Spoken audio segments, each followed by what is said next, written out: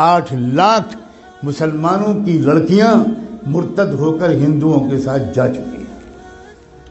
RSS نے ایک بہت بڑی ٹیم تیار کی ہے جو اپنے ہندو نوجوانوں کو 3 یا 6 مہینے کی ٹریننگ دیتے ہیں، اردو زبان بہترین لکھنوی زبان سکھاتے ہیں، تشریف رکھیے، کیسے مزاج ہیں، کیا حال ہے، خیریت ہے، آپ کی دعائیں ہیں، یہ الفاظ سکھاتے ہیں، اور الحمدللہ، انشاءاللہ، ماشاءاللہ، انا للہ، یہ سب سکھاتے ہیں، اور اپنے نوجوان لڑکوں کو یہ سکھا کر کہتے ہیں اب تو مسلم لڑکیوں کو پھنساؤ، اور یہ بھی کہتے ہیں کہ ایک لڑکا اگر کسی مسلم لڑکی کو اس نے مرتد کر لیا تو 2.5 لاکھ کا چیک تو اسی وقت ملے گا، ذاتی مکان اس کے نام کا ہم دیں گے، اور جاب دیں گے، 3 چیزیں دیں گے۔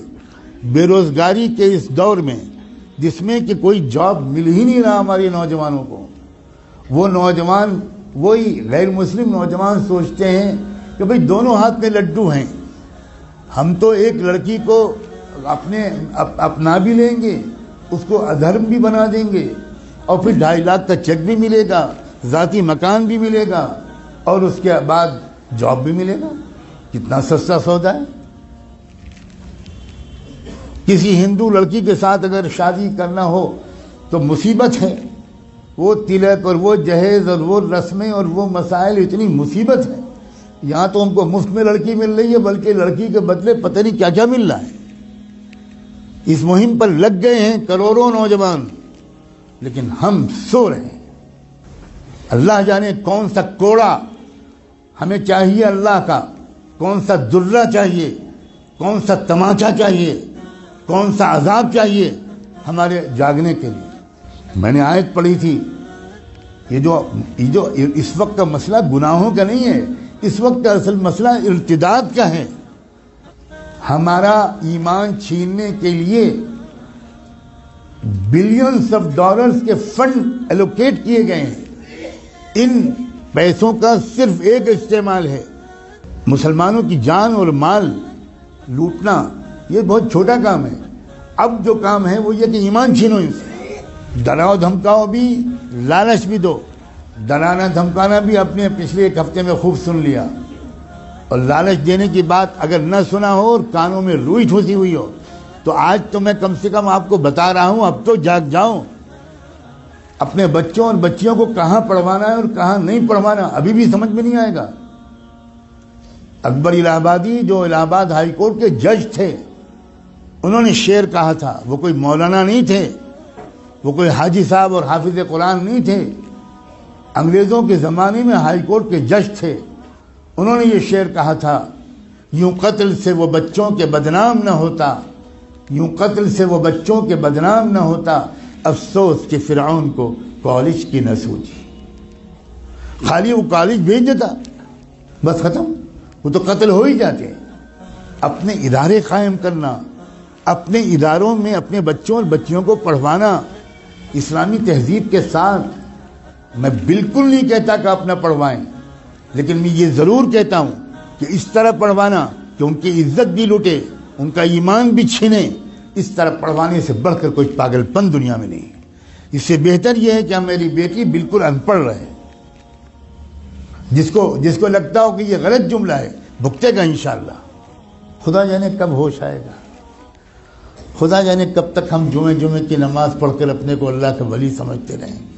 ہم میں سے اکثر لوگ اپنی لڑکیوں کو کالجز میں، یونیورسٹیز میں، اسکولز میں بھیجتے ہیں، اور بالکل خبر نہیں لیتے کہ ہماری لڑکی وہاں سے سائنس پڑھ رہی ہے یا وہاں فحاشی پڑھ رہی ہے، ہماری لڑکی وہاں سے میتھمیٹک اور فزکس پڑھ رہی ہے یا وہاں سے کفر سیکھ رہی ہے، بالکل بے خبر ہے۔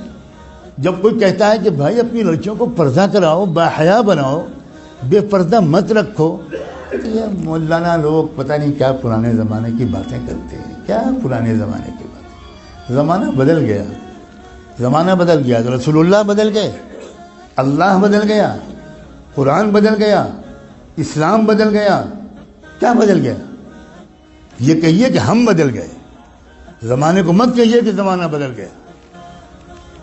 جھوٹ ہے کہ یہ زمانہ بدل گیا، کہیے کہ ہم بدل گئے۔ ہم منافق ہو گئے. ہم نے ایمان کو، جنت کو معمولی چیز سمجھا ہے. ہم نے جہنم کو معمولی چیز سمجھا ہے. ہزاروں لاکھوں لڑکیاں، جو لڑکیاں گھر سے برقع پہن کے نکلتی ہیں، کبھی آپ فالو کیجئے اپنی بیٹی کو. جو لڑکی برقع پہن کے نکلتی ہے، اس کو، باپ کو کہہ رہا ہوں میں، اس کے بھائی سے کہہ رہا ہوں، کبھی دیکھیے کہ کیا وہ برقع گھر سے باہر کتنی دور تک رہتا ہے، اور اس کے بعد وہ برقع لپٹ کر پرس میں جاتا ہے، اور اس کے بعد کیا ہوتا ہے. کتنی بے خبر ہے امت مسلمہ. میں چند دنوں پہلے شاید جب حاضر ہوا تھا یہاں تو یہ بات کہہ چکا تھا. میں پھر دہراتا ہوں، اور ہو سکتا ہے کہ میں نے نہ کہا ہو، کیونکہ میں ہزاروں جگہ یہ باتیں کہہ رہا ہوں. اتراکھنڈ سے میرے پاس میسج آیا کہ خود ایک وہ لڑکی جو خود حافظ قرآن تھی وہ مرتد ہو گئی. کچھ خبر نہیں ہوئی. عجیب غریب قسم کی غفلت ہے ہم پر. خدا جانے کون سا نشہ پہ آیا. ابھی 2 روپے کھو جائیں تو نیند اڑ جاتی ہے. ابھی کوئی سودا مہنگا مل جائے 5 روپے تو حالت خراب ہو جاتی ہے، کھانا نہیں کھایا جاتا. اور ایمان چھن رہا ہے، ڈاکے پڑ رہے ہیں ایمان پر. کیا منہ دکھائیں گے محمد رسول اللہ کو قیامت میں؟ کیا ہوگا جس دن کی میزان لگے گی، اعمال تولے جائیں گے، جس دن حقیقت باہر آئے گی، اس وقت کیا ہوگا؟ پکڑو اس کو، جکڑ لو اس کو، زنجیروں میں جکڑ کر جہنم میں پھینک دو اس کو. اپنے اوپر ظلم کرنے والوں کو اللہ تعالیٰ کبھی ہدایت نہیں دے. اللہ تعالیٰ ہمیں ہوش کے ناخن لینے کی توفیق دے. اس ارتداد کا راستہ ہمارے اسکولوں اور کالجوں اور یونیورسٹیوں سے کھلا ہے. یا آپ کو چاہے جتنی بری لگے بات، میں وہ مولوی نہیں ہوں جو اپنے گاؤں سے نہیں نکلا. میں نے آکسفورڈ میں تقریریں کی، کیمبرج میں تقریریں کی. میں نے اسٹینفورڈ یونیورسٹی جو امریکہ کا سب سے بڑا یونیورسٹی ہے، اس میں 7 لیکچرز میرے ہوئے. میں نے اقوام متحدہ میں خطاب کیا ہے. میں اس طرح کا مولوی نہیں ہوں جس طرح کا آپ سمجھتے ہیں. اور میں قسم کھا کے کہتا ہوں، اگر آپ نے اپنے بچیوں کی اور بچوں کی تعلیم اور تربیت صحیح اداروں میں نہ کی، اور ان کے ایمان کی فکر نہ کی، اور ان کی نگرانی نہ کی، تو آپ کے گھروں میں خدا جانے کیا کیا ہونے والا ہے. میں نے آج اپنی ذمہ داری اس مسجد کے اعتبار سے بالکل ادا کر دی. اب میں آپ سب کو، آپ کی نسلوں کو اللہ کے حوالے کرتا ہوں.